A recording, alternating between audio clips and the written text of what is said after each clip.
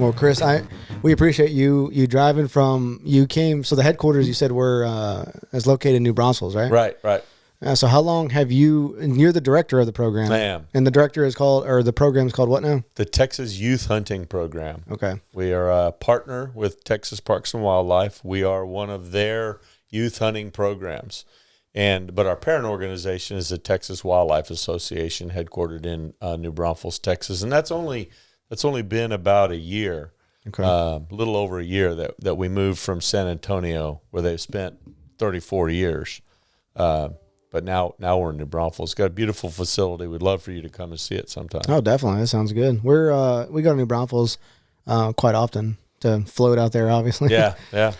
That's a big tourist area for that, huh? Floating and stuff like that. I haven't been for any other reason, I don't think. Of course. Well, Worst Fest is getting ready to start. Oh, yeah. I have been weekend. for that. Is it this weekend? Yeah, this weekend starts, kicks it off. So the biting of the sausage will happen Friday night. Yeah. Is that place all back together? I heard it caught on fire there for a little while. Well, it was the kind of the vendor end of it, which was, I'm surprised it didn't catch fire that much sooner, because it was these little plywood, booths put together by the Lions Club and the Eagles Club, and both high schools would have their boosters there, and they sold, pork chop on a stick or sausage on a stick, The or greasiest thing you could find. corn, whatever you could fry. Something on a stick. Yeah, something on a stick or something odd fried, and it was sold there, and I'm sure the electrical systems were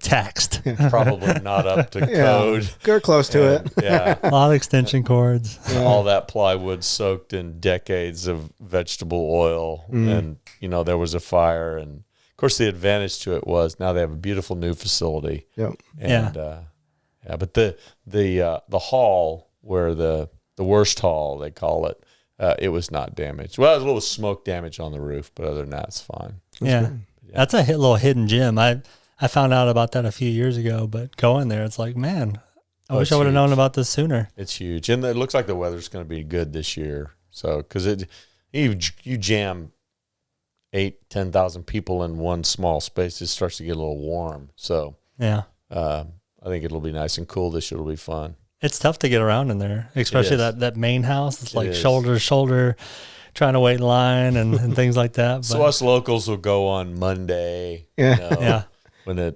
go get a sausage on a stick and some beer and listen to the Oompa bands, and that's all. It's a good time. Is that where you're originally from? New Braunfels? Yeah, I was born in New Braunfels, raised in Austin, and then my mother moved back to New Braunfels when I was a kid.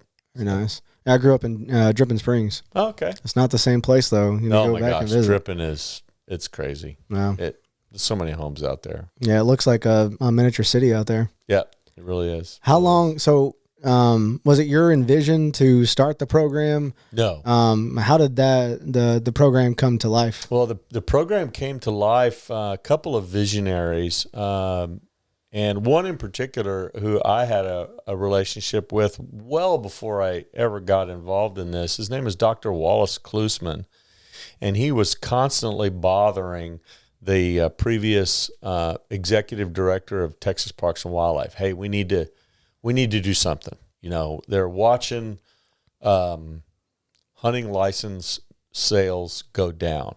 Mm-hmm. Because there just weren't the number of people involved. And they said, we got to do something about it, because that's where the revenue comes for parks. If we don't have parks, people buying hunting and fishing licenses, we don't have parks. It's just the truth. So they said, we got to do something. That was in 1996. And so the director finally, gave Dr. Klusman some money and said, okay, get this program going. And so for a while, it was with Texas Parks and Wildlife, wholeheartedly. Right. And then in 1997, the Texas Wildlife Association took it under their wing and made it one of their programs. Still a partner with Texas Parks and Wildlife. And so the second director was a gentleman by the name of Jerry Warden, and he really got it up and running. The program was begun in 96. Hunts began in 97. So we're celebrating our 25th season this year. Oh, wow. Yeah. But Jerry got it up and running, and his vision was to build this enormous volunteer base, knowing that that's how you could get it big. Right. And he did. So, because Jerry was a one-man show, he and his wife, her name is Diane Warden, but she goes by Kiki. And she was a teacher. And so she saw the value of incorporating education so it's not just hunting. She saw the value of incorporating education into the whole thing, which she was right, and thought that parents would be more interested in coming to something where people were going to have fun hunting, but also learn something as well. And so those two worked, how long was Jerry at it? I guess 22 years. Wow. So in 2012, I started as the first operations coordinator. So up until that point, it was Jerry and this army of volunteers that he had built. And I think that's one of the reasons why we also struggle to this day with getting the word out about TYHP, because we're still trying to build, still trying to build a program. We're doing pretty well. We've doubled the number of hunts that we're doing since we started I started in 2012. Wow. But we're doing it all on what the foundation that Jerry Warden built with those early volunteers, and we still have some of those volunteers that are still doing it. Still running hunts. Picky moment. Can you pick up the mic just a little bit? Oh, yeah. And pick right in front of your mouth. There you go. There we go. Just for the audio. Yeah, you can move it all around as long as it there we stays. Go. How's that? Perfect. You have a good voice. So has this always been a family oriented type of organization? Yeah. Yeah. That was always the goal, because one of the other requirements is that every hunter has to come with a parent or a guardian, and that doesn't have to be the parent, the uncle, even a friend. But as long as the parent signs a release that says that John can take this young person hunting, that's all we require. Everybody has an adult that they come with. Can you talk about some of the education? So it's, I guess, from a high level perspective, a bunch of kids from across the state, when it comes hunting time, can go on the Texas Wildlife Association website and sign up, right? Right. And then you team up with ranches, which I want to get into that too. But yeah, can you talk about like what activities take place on the ranch and what the goal is for the weekend? This podcast episode is brought to you by BCN Supplements. Mike and I have teamed up with BCN, and we're so excited about it. Now, if you're new to the fitness world or you're just starting to get in, BCN has legitimately everything you're looking for. Whether you want healthier hair, skin, nails, if you want to get a good pre-workout drink, or if you want a vitamin, BCN has what you need. One of their products I love is their collagen mix. It's legitimately so easy to use. I know what you're thinking, why is a guy taking collagen? But it helps with everything. Muscle recovery, muscle mass. It helps with your hair, skin elasticity, and you can take it with anything. You can put it in water. You can put it in pancake mix. I take protein pancake mix, so I like to use it in that. Or you can put it in coffee if you're on the go. Just one scoop is all you need, and you're gonna help your hair, your skin, muscle mass, your joints, everything. Head to bcnsubs.com to place your order today, and be sure to use CWJM to receive a whopping 10% off your next purchase. And be sure to check them out on Instagram at BCN Supplements. BCN Supplements, helping build a better you from the inside out.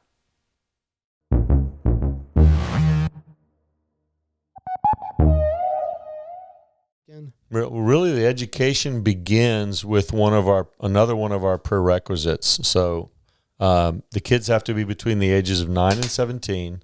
They have to come with an adult, as long as their legal guardian or their parent signs a release for them. That's fine. We don't care who it is, as long as the parent is fine with who it is. And then the other prerequisite that they have is they have to complete hunter education. So that's our real link to Texas Parks and Wildlife. So the hunter education is run by Texas Parks and Wildlife, and Steve Hall is the overseer for the Texas Youth Hunting Program for Texas Parks and Wildlife. And Steve Hall is also a hunt master and has been running hunts for, 15 or 20 years. So he's integrated into it as well. But the education begins with that prerequisite. They have to take hunter education in order to go on one of our hunts, and we never come off of that requirement. That's a good requirement. Yeah, and because really a TYHP hunt is just an extension of hunter education. They just get to put into practice in the field what they learn in the classroom. So they come on one of our hunts, and the education, like I said, it begins with hunter education, and then really kind of unbeknownst to the kids, it's throughout the whole weekend, So they get reiterated. First thing we do on a Friday is we run a range, because sometimes the hunt master, that volunteer who's running the hunt, he's never seen this young person shoot. Right. Now, we ask them to do some shooting before they come because that's a principle in hunter education, to be a good marksman for a quick, clean kill so the animal doesn't suffer. And so we run a range. This way we get to observe them shoot. We get to make sure that their equipment is working. You make sure that scope didn't get banged, coming from wherever they're coming from, which could be all over the state. And then we also get to see, how well they shoot. Can they make that 100-yard shot, or do we need to put them someplace where maybe they won't be asked to make a long, for a young hunter, a long-range shot. Yeah. And then, they go out for their first hunt. Of course, there's a safety briefing Friday night. Once again, tying right back to all those principles of safety that they learn in hunter education. And then they'll go hunting Saturday morning for the first time. And then let's say they harvest something. And a lot of people, one of the big barriers to hunting is they don't know what to do after the shot. Yeah. So then we step in and teach them field dressing, skinning, and quartering for whatever it is that we're hunting. Because we don't do just deer hunts. We do hog hunts.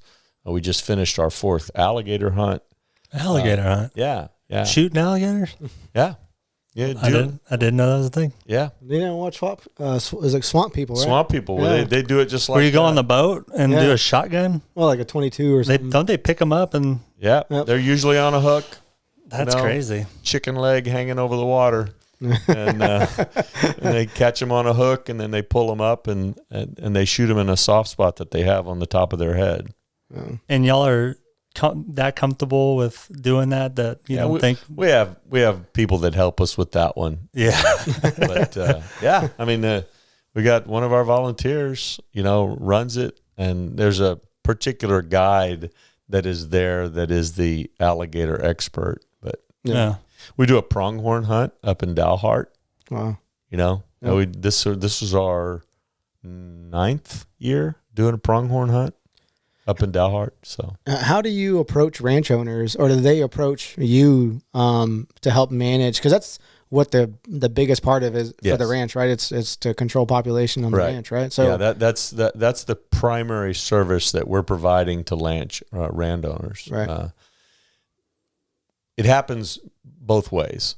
Parks and Wildlife again helps us. They send out an email to all of their landowners that are members of or participants in the Managed Land Deer Permit System, or MLDP.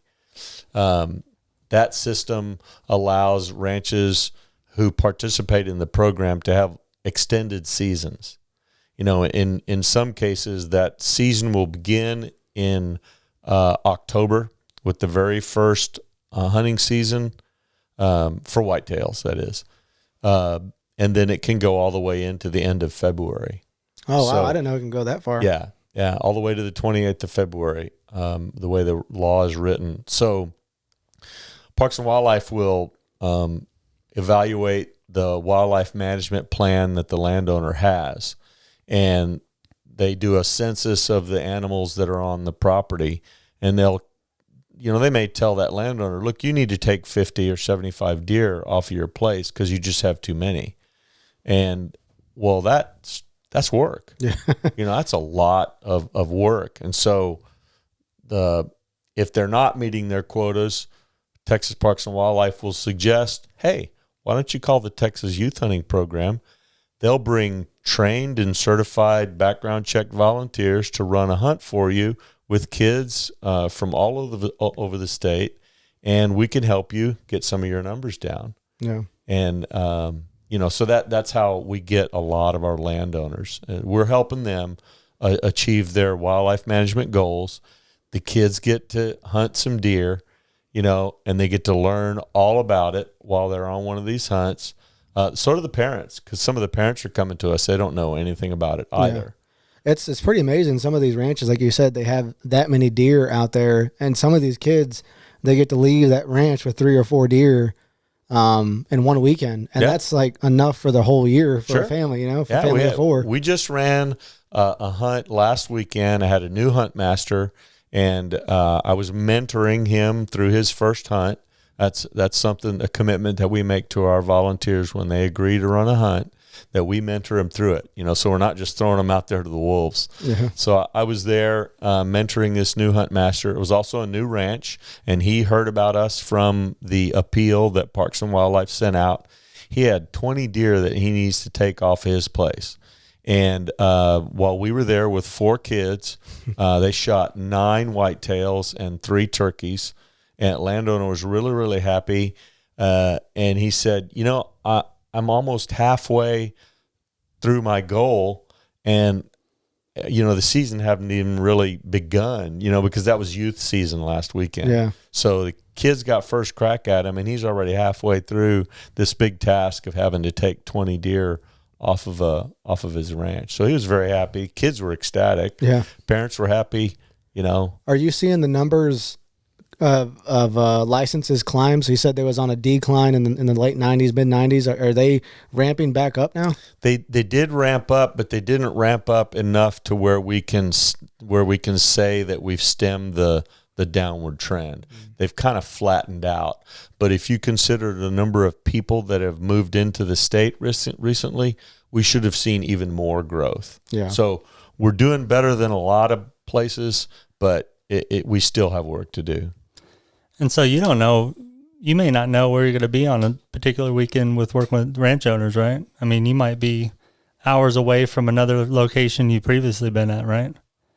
Well, yeah. Last weekend during Youth Hunt Weekend, we had 15 hunts. Wow.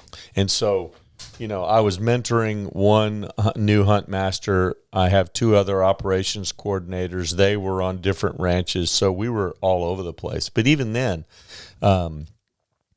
we can't visit them all. And I don't need to visit them all. I mean, I got hunt masters that have been doing this for 20 years. They don't need my help, You're getting away. Yeah, exactly. I just stay out of their way, but me and my staff of operations coordinators, that's what we spend our time during the season is but I still run a hunt. For example, next weekend I'm going to run a hunt with a landowner. We just couldn't find a volunteer to do it, so I'm going to do it. And I cajole all my Aggie buddies into coming and helping me out, and they love it. Yeah.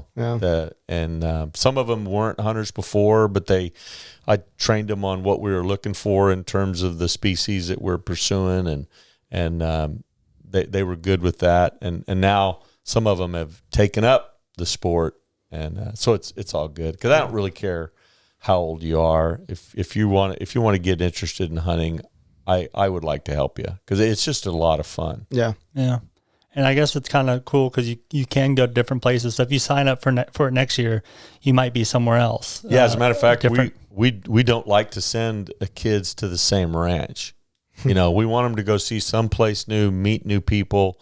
So we'll generally send them to a different ranch, and we let them apply to as many hunts as they want.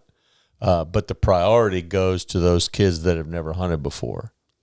So, that's how we choose the hunters. That's important these days with kids being inside on their phones or tablets all the time. So getting them outside, doing something that's real close to our DNA, right? I'd imagine, I was hoping you would say that licenses have picked up because of, in light of, the freeze we had and the pandemic, a lot of people weren't prepared.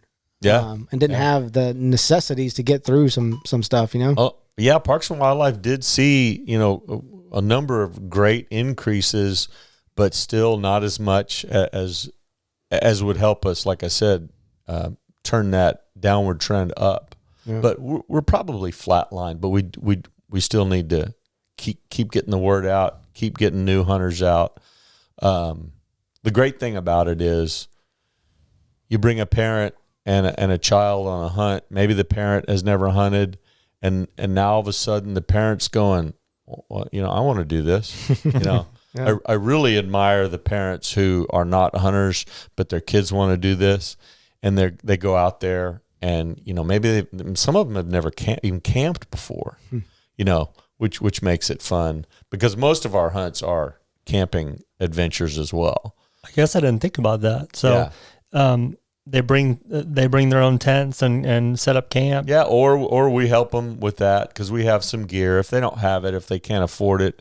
And it's also important for us to mention that, there is a fee associated with our hunts. However, it is about 50% of what the hunt actually costs. So every hunter is subsidized at least 50%. And if they can't afford our fee, then we provide them a scholarship that covers the other 50%. So some kids that go on our hunt are scholarshiped 100%.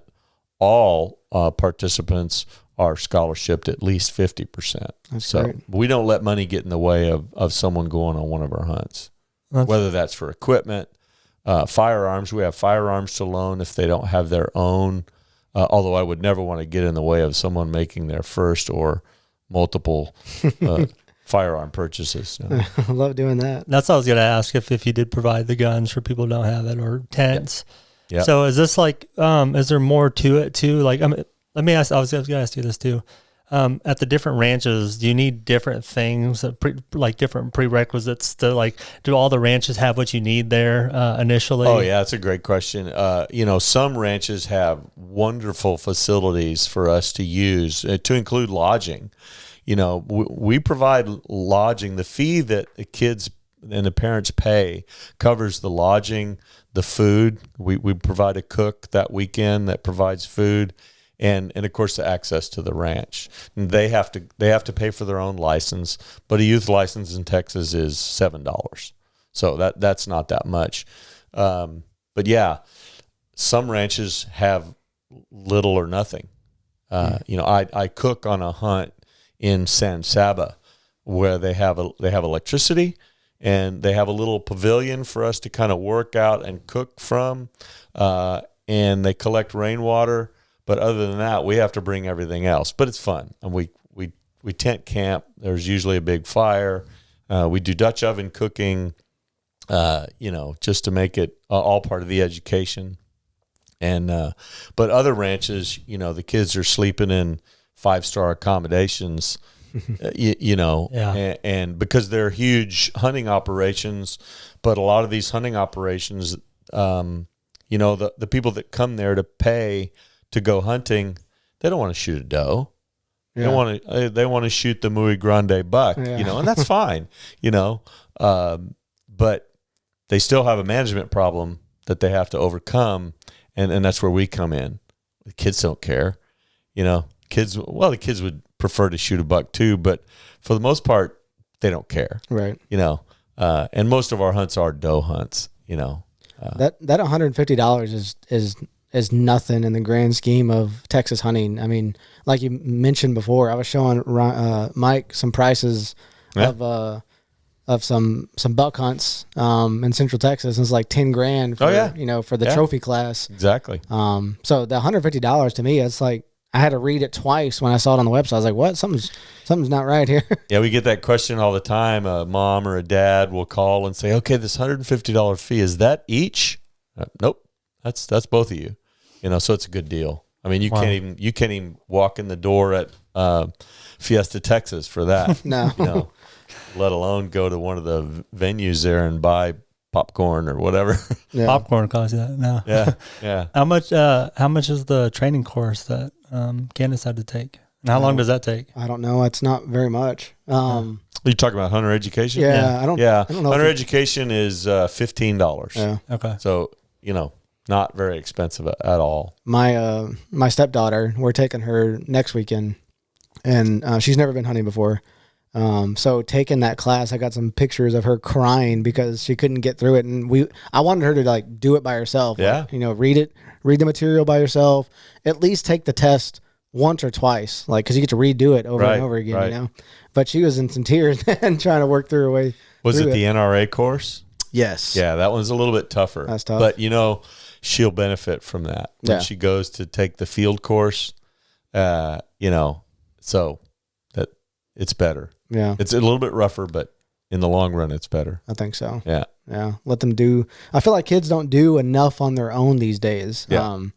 And I'm guilty of it as a parent too. I want to help. But I always talk about like when we were little, my parents, we used to go outside and we didn't have a phone. My parents didn't check on us. We were gone, just in the back of the woods.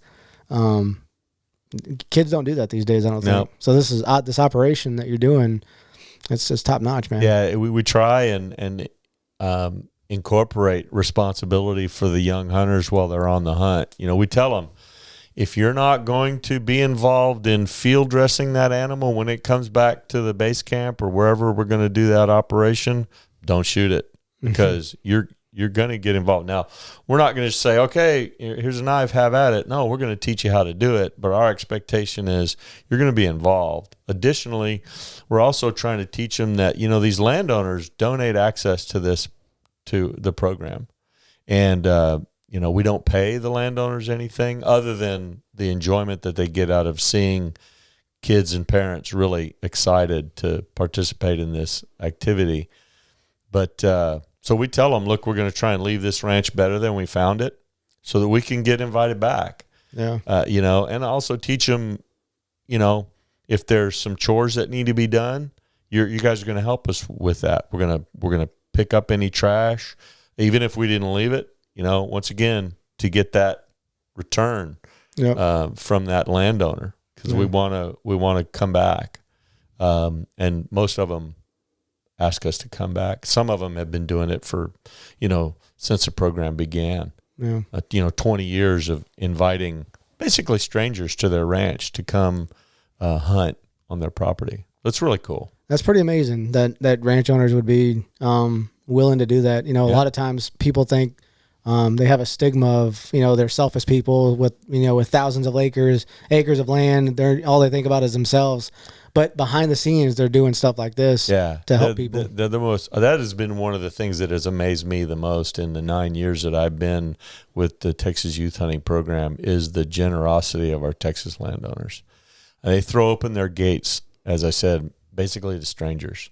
They're not strangers when they leave. They're all real close, and it's amazing. They get involved in varying degrees. Some of them, give us the gate code or the combination to the lock and say, call us when you're done. Others are there the whole weekend. They cook meals, they guide, they do everything. And we'll do whatever they want. But we believe that the landowners will get more out of it if they're there a little bit and get to see those kids, especially if it's their first deer or their first pig or whatever.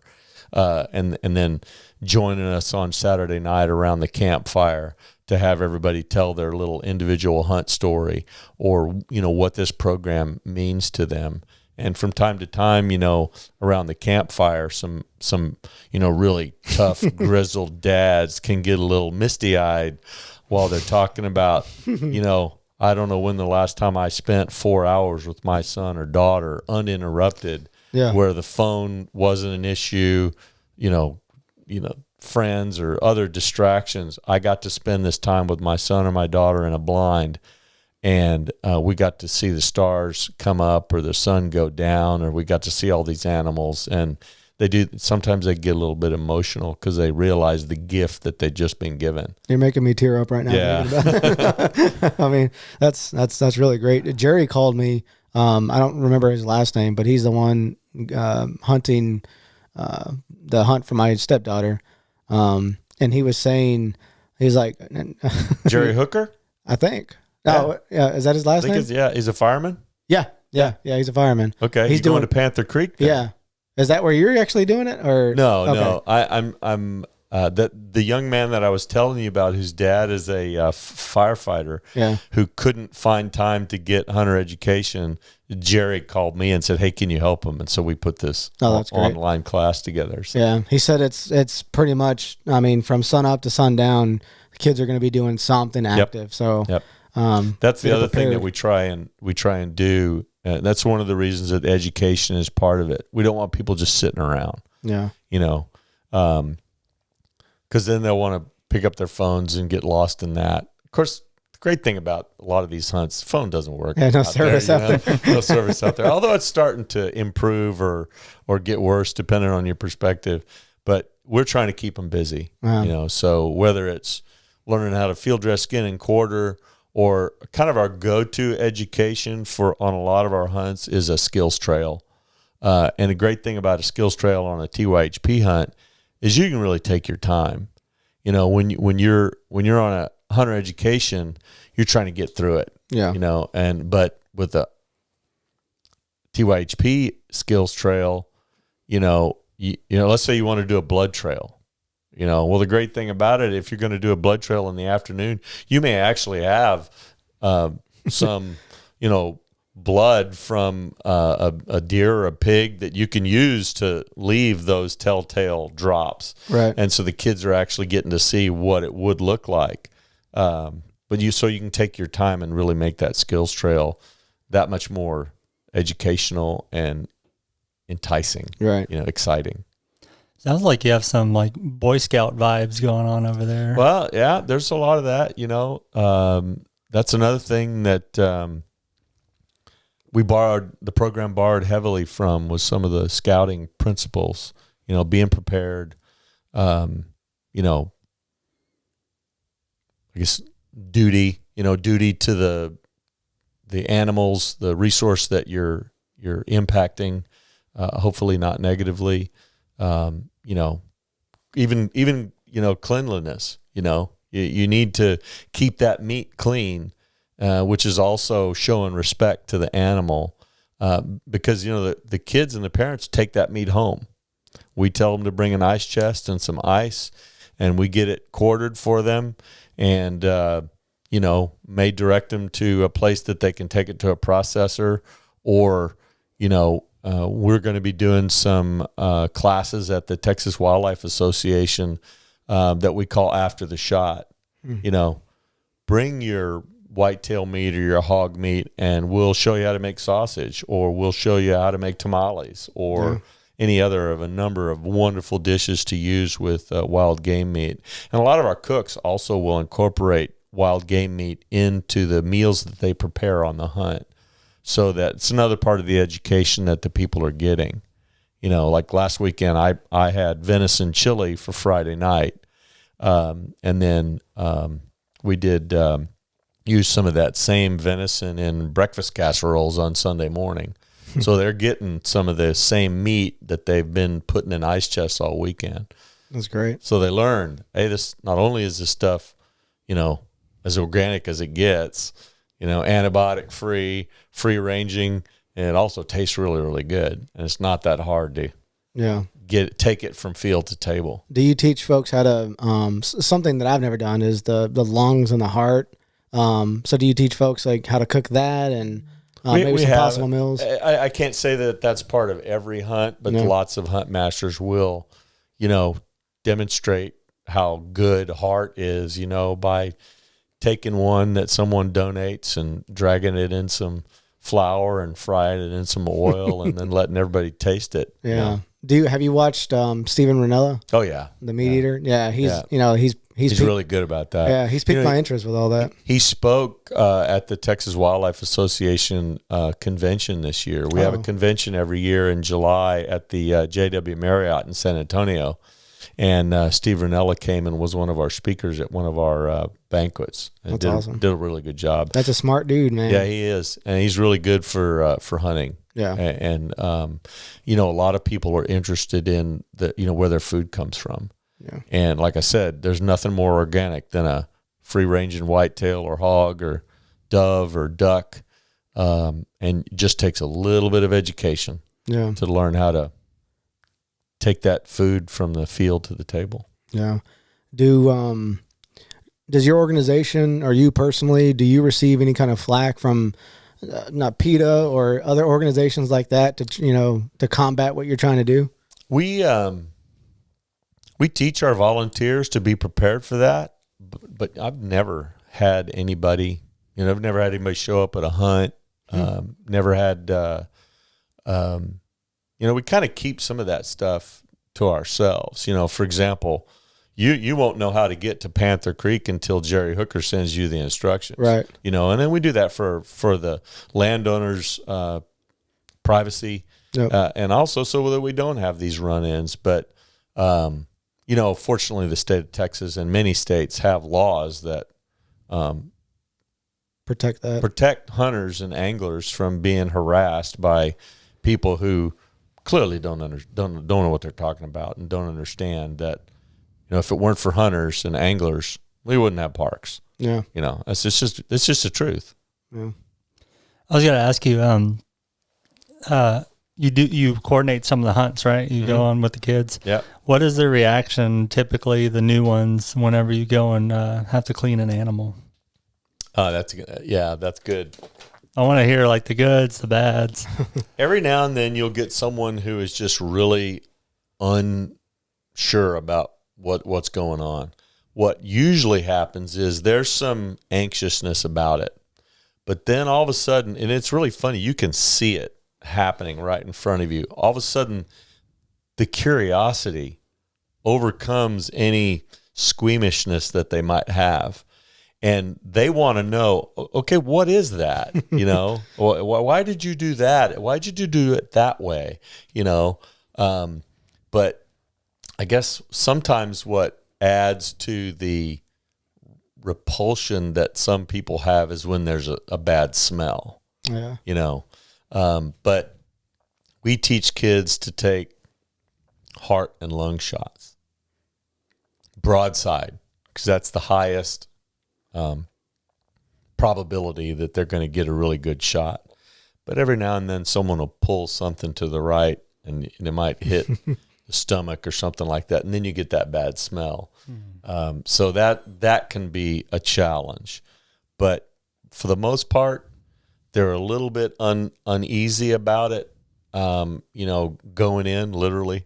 And but once again, the curiosity takes over, and then they just want to get in there and find out about it. Really? Then they'll use the knife too? Oh yeah, yeah. I imagine these are young kids. I imagine some of the parents have to take over and finish. Oh yeah, yeah. As a matter of fact, most of them we're having to start it for them, and then we pass it off to them. At the cleaning rack or whatever, that's one of our riskiest parts of the hunt. You would think it'd be young people with rifles. It's not, because they've been trained and they've got a bunch of people watching over them. But at the skinning rack is where it can get a little bit risky. But usually the problem that we have is with parents, not the kids. The kids are being real careful. Parents are a little bit complacent. And the next thing you know, dad's got a pretty good cut on his hand. And, That's another challenge too, is everyone has their own method or way to clean out a deer. You put it on the ground, you field dress it on the ground, you hang it. Like you're not a man if you don't do it on the ground. So I bet that's challenging sometimes. Yeah, that's one of the great things about the program. I had one of our landowners tell us one time, or volunteer, excuse me, say, there's 100 ways to field dress and skin a deer. None of them are wrong, as long as you get the insides outside. That's what it's all about. But it really is fun to learn all the different ways that people do it and different techniques that they have. I learned on the ground. Yeah. And I never really cleaned a deer hanging up, from a gambrel or something until I started with the program, because I did it on the ground. That's how I was taught. Yeah. But of course, then I was like, well, this is really a lot easier. Hanging this thing up is great. But I hunted a lot of times in the West where you didn't have any place to hang something. Yeah. But now a lot of our landowners will have really nice places that they do their processing, maybe even walk-in coolers, yeah, it's wonderful. Can you imagine being a kid going to like a really nice place for their first one and then going to a place that doesn't have, is very, very primitive. Yeah. That's wild. So on the opposite end of the spectrum, what are some good stories of like first shots? First shots. Yeah. You got the new hunters and they got their first successful shot. Yeah. Well, a lot of times, I've been with people on their first shot. One of the first young people I guided on a TYHP hunt was out in Brady. And the landowner had told, like I said, a lot of our hunts are doe hunts, but the landowner had told us that there was this one deer, he was a spike. In other words, he didn't have any branched antlers. And but someone had taken a shot at him and missed and hit his jaw. And he said, if you see that deer, please shoot it, because he's not gonna make it, and he's obviously in a lot of pain. So we're hunting with this young man, and we were near a water trough, and all of a sudden, here comes this spike, and you could see this busted jaw. So I said, "Oh, there's that deer." And so we got the young man lined up on the deer. He made a perfect shot. Someone had probably tried to take a head or a neck shot on that deer and missed and hit his jaw. But this young man, he was his first deer. He put a great shot on it, went right down. And it was kind of neat because we were like, look, you helped the landowner, and you helped this deer. He was suffering. And, of course he was just excited because he got to take a buck on a hunts that are usually only for does. So he was pretty excited about it. The dad was also, I remember he turned to me and said, is there a program for adults? And at the time we didn't have one, but now we can say yes. But so he had never hunted before. And the dad, I don't know who was more excited, the dad or the young man. And then they had the added advantage of the wildlife division leader for Texas Parks and Wildlife was out there visiting that hunt. His name is Clayton Wolf, and he took over and showed that young man how to field dress, skin, and quarter. Now, here's a biologist, doing it for 30 years, is giving this kid this class, on field dressing, skinning, and quartering this deer, and he just got some great education That's day. Awesome. So that was a really memorable one for me, one of my first. But what I remember most about it was the dad, I think, was even more excited than the son, and was like, okay, when do I get to do this? Which is cool. I can't think of anything else that has the type of camaraderie when you're on a hunt with your family at the ranch or whatever, and you're sitting around a campfire. I'm sitting here trying to think of something that even comes close to that feeling that because everyone's telling stories. It's dark. You got mosquitoes flying around you, and you're in this campfire. It's a special feeling. I don't think anything touches it. It's embedded in our DNA almost. I don't know. Yeah, I can't disagree with you. Of course, I was a soldier before I took this job. So, and I've been in combat. That's about the only. That's about the only kind of bonding that goes on that is stronger than that. But that still speaks to the strength of the bond that goes on amongst hunters and people sharing their hunting story. I mean, that's been happening since. Ever. We learned fire was good and it made meat taste even better. Yeah. So. Are you, there's a certain segment of population that believes hunting's getting too mainstream or getting too popular. Are you worried about that? Especially bow hunting with Joe Rogan, and I don't know if you know Cam Haines, but there's a lot of people getting into the sport. You hear them talk about it. They think it's good. but there's a certain segment of population that no, you're promoting it too much. It's bad for the sport. What are your thoughts about that? I know Steve Ranella got himself in a little bit of trouble because his brother is of that belief that, well, and a lot of hunters and anglers are. They're not going to tell you where their best fishing and hunting spots are. And if you're a public land hunter and you got a honey hole, you're not telling anybody. And so in that regard, I can kind of understand it, but I still think that most hunters want people to experience what they experience, and you can't unless you do it. Yeah. And so most people want them to come and experience. Now, like I said, they might not take you to their best ever, elk camp until you've really proven yourself, but they'll take you other places and they'll help you get started. Yeah. But I think most people, are passionate about having other people have that experience. For the folks that, do you have something? Yeah, I had one of the oddball question, because I'm the oddball guy. Can I go hunting?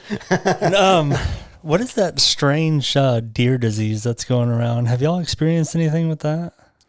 Are you talking about chronic wasting disease? Yes. Have y'all? Because y'all are in it, so y'all are seeing deer all the time. Have y'all seen any of that out there?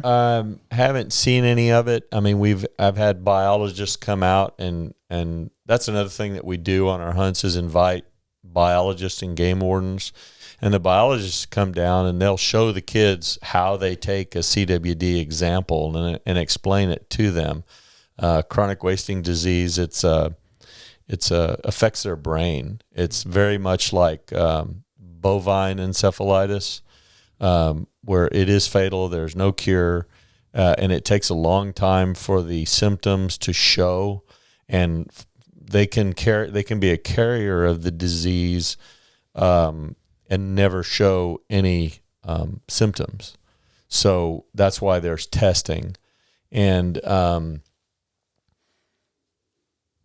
of course, there's some controversy about it as well, because the current situation that we find ourselves in comes as a result of deer that were in captive. They were captive deer, and captive deer tend to be closer.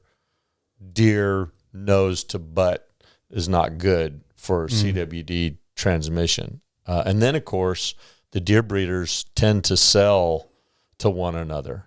And like I said, these animals can be carriers and you don't know it. There are really the best tests are post-mortem. There are live tests that can be done, but they're very expensive, and so testing is complicated. So these deer get passed around and to various other captive breeding operations, and that's how. Right now, that's how the current CWD problem is manifesting itself. But we haven't really seen any. You'd be hard pressed to know if a deer was just a carrier until you got it tested. But because by the time you see a deer that has chronic wasting disease, it's pretty obvious. They're skinny. Of course, they could also have blue tongue, which is another deer disease, hemorrhagic fever, which is another deer disease that shows very similar symptoms, listlessness, losing weight, just generally not looking healthy. So the only way to find out is to test them. And that has to be done post-mortem. Are some of these things poisonous for people to consume after cooking? Well, the short answer is no. Okay. What Texas Parks and Wildlife recommends is that you eat any material you don't eat the brain or any spinal material, because that's where the prions that spread this disease in the deer's body reside, and in their lymph nodes. And you generally cut those out anyway. Yeah. They don't, you wouldn't want to eat those. So that's what they recommend. You don't use any spinal or material. or brain stem or anything like that. But there has never been an instance of chronic wasting disease, transmitted to humans. Now Ranella had a really, really good point. When he made his presentation to us at the Texas Wildlife Association convention, he said he'd like to go and get some deer, some venison that was from a deer that was, infected with chronic wasting disease, grind it up, and then make burgers out of it, and ask someone, okay, if you don't think this is a real problem, then go ahead and eat one of those hamburgers. Even though, like I said, it's never been transmitted to humans. But his point was, this is an issue. You can't just ignore it. And his point was, if you're willing to eat a burger, then we can talk about chronic wasting disease. If not, shut up and paint. Kind of thing. He's such, and I've said it before, but he's such a smart guy. Yeah, he's very, very smart. I watched a video on him. He was giving some lecture or giving something. He's promoting his book. And someone asked him a question along the line of, why you hunt deer and you don't know that much about deer. And he got off on he's like, I guarantee you, I know more about animals than you would ever know about animals. He's like, I know every corner, every nook, every cranny about, deer that you will ever know as you're an animal lover. He's like, but I know animals. Yeah. He also wrote a book about the American bison, the buffalo, and you can tell that guy knows how to do his research. He found a skull, and wondered, how old is this thing? And it prompted him to learn all about, it's a great book. Yeah. Learn all about the buffalo and the American bison and wrote a book about it. And it was really, really good. So this guy, he gets into it, and he knows his animals. Do you listen to his podcast? Yeah. I'm a big fan. Not as often as I'd like to, but I need to get off of his love boat here. I'm like, I can listen to him talk on his podcast just all day, just the way he explains things. He's funny too. Yeah. He's funny, and one more. What? Go ahead. One more. Oh, do you guys collaborate with the people that do breed the deer? Yeah, some of our landowners are deer breeders. Yeah, it's legal. Yeah, I like I said, I don't necessarily agree with it. I followed it. Like I said, I was in the Army, but I was still following what was going on. What was this, 20 years ago, when the whole allowing people to take native Texas species captive and handle them to a certain extent, and create, deer with really, really big antlers, and it didn't seem like it was a good idea to me at the time. And so I followed it, and a lot of what the opponents of it 15, 20 years ago were saying, we're watching unfold right before our very eyes, to the point where some people are really worried about, what's this going to do to hunting if we can't contain this, or at least control this problem. Can this wipe out North America's most popular game animal? It's quite possible it could. And that, there's $1 billion industry. It is. More people goes out the window. Yeah. So it's a real concern. But we do it. We have landowners that host us, and they have high fences, and they have captive deer. And now we ask them that the kids aren't going to shoot anything. We ask them to try and control whether or not the kids are going to shoot anything that has been, handled or injected with antibiotics or something like that. Because for them, those animals are just almost like cattle. They're trying to make money off of them, and the state has said, you can do that, and so that's fine. And we don't say, no, we're not going to hunt on your place because you're a deer breeder. No, it's legal. They can do it. Me personally, I don't necessarily agree with it, but some people like it. I like a joke all the time. I don't care how long you marinate those antlers. You're not going to get them soft enough to eat. Yeah. That's a tricky thing. So I was just curious about it. Cause I see zebras off of I-10 coming back from Austin. So there's like some crazy stuff out there. It is crazy, and that's another one of those things that me personally, I don't necessarily agree with. However, I can't really argue with the fact that there's probably more zebras in Texas than there are, roaming free on the Serengeti. That's probably not true. There's probably still a pretty good population, but there are some species that there are more animals here than there are in their native lands. The Gemsbok, What's a Gemsbok? it's a big African species of antelope. Okay. Scimitar horned oryx. Once again, big African plains animal, and there's probably more of them in Texas than there are running free on the plains in Africa. Of course, there's other species, that are becoming kind of a nuisance. The axis deer. Mm-hmm. They can compete with whitetails because whitetails don't eat grass. A lot of people think they eat grass. They eat broadleaf plants. They eat browse, the fresh ends of woody growth. But an axis, they eat that too. That's what they prefer. When they run out of that, they'll eat grass, and whitetails are like stuck because they can't really. They do eat some grass, but it doesn't give them enough protein. But the freeze that we had in February put a hurt on some of the axis and the black buck antelope because they're from India, or Africa, and they have really thin skin and not a whole lot of hair, and they didn't do too well in that freeze. And the whitetails, they were, they're from here. They know how to survive the cold. Nope. They did better. But axis meat's really good. The hides are really pretty. The antlers can get really big.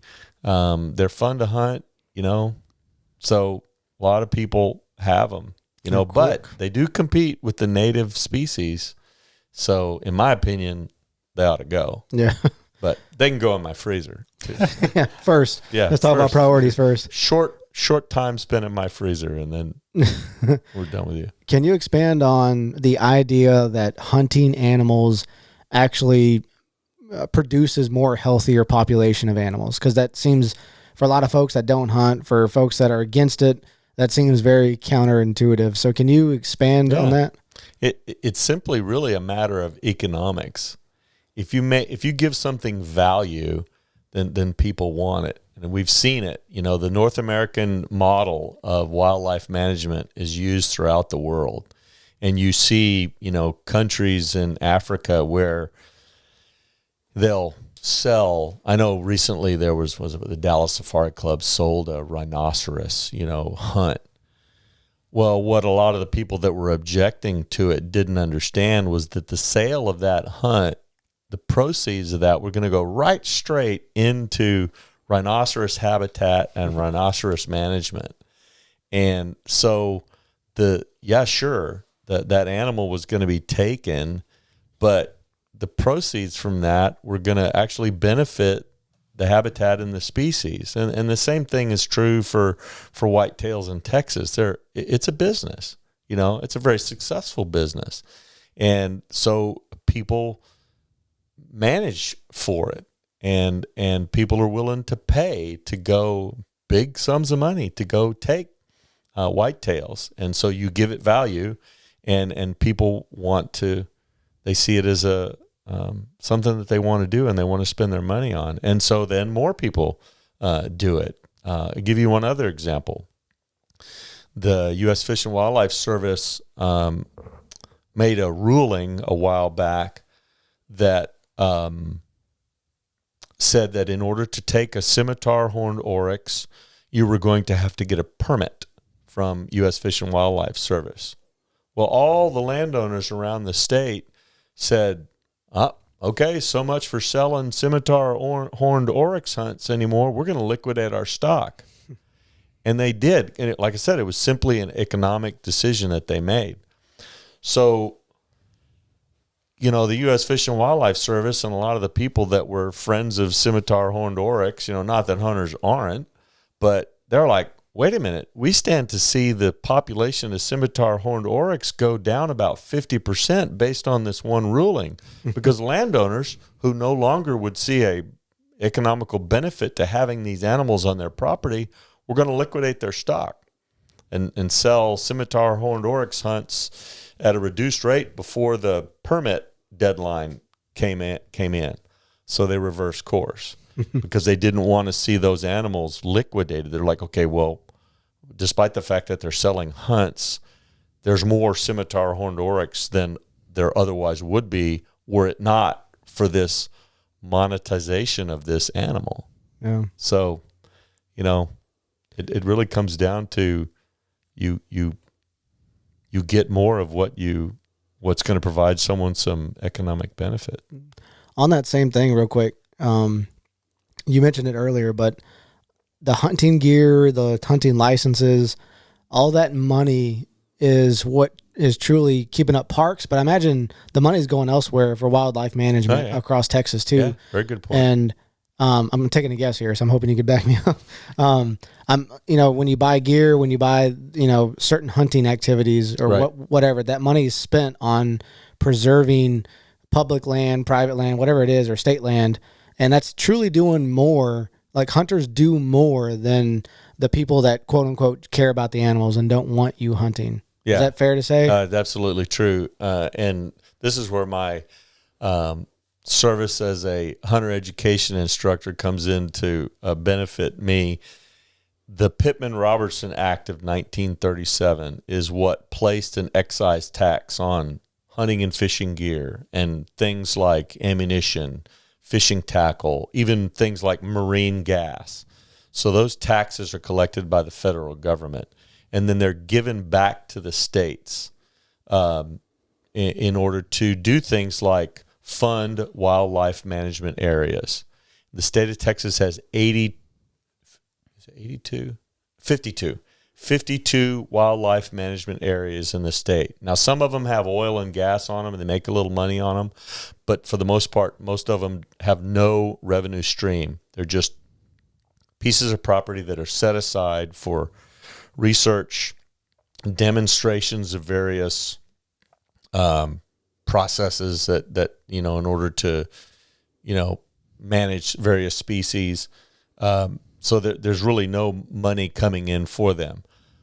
But through the Pittman-Robertson Act, they get money to do these demonstrations of how to maintain habitat and maintain healthy populations of various animals. So they get that money from the Pittman-Robertson Act. All of the materials that we use in hunter education comes from PR funds, Pittman-Robertson Act funds.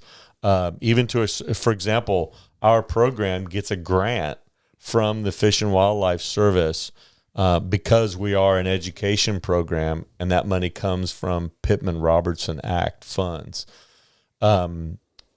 Similarly, we have 82 parks in the state of Texas. You want to take a guess at how many of them make enough money at the gate to run the park? None of them. One. Garner State Park. Oh, wow. So where's the money come from to run the other 81 parks? Hunting license sales. Yeah. And then also for these wildlife management areas, Pittman-Robertson funds. So hunter education is funded by Pittman-Robertson funds. Wildlife management areas are funded by Pittman-Robertson funds that do all kinds of wildlife research and demonstrations of techniques for conservation and good habitat maintenance and production. And all of that comes from those taxes that you pay when you go buy ammunition, a gun, marine gas, fishing tackle, whatever. Yeah. Well, Chris, we had a great time with you. How can people find you on Facebook? You on Instagram? What's the website? All that good stuff. Yeah, the website is the TYHP.org. Of course, that stands for the Texas Youth Hunting Program. If you put TYHP into your search engine, we'll pop up. Of course, our parent organization is the Texas Wildlife Association .org, and of course there are links there to the Texas Youth Hunting Program, and other other programs that Texas Wildlife Association has, such as the Texas Big Game Awards. Okay. So Y'all on Facebook too? yep. Facebook and Instagram? Yep. Awesome. Well, be on the lookout. We appreciate it, Chris. Thank you. Thank you so much. Yep. I really appreciate the opportunity to promote the program and sit down and talk to you guys. Yes, sir. Thank you. Yeah. Bye.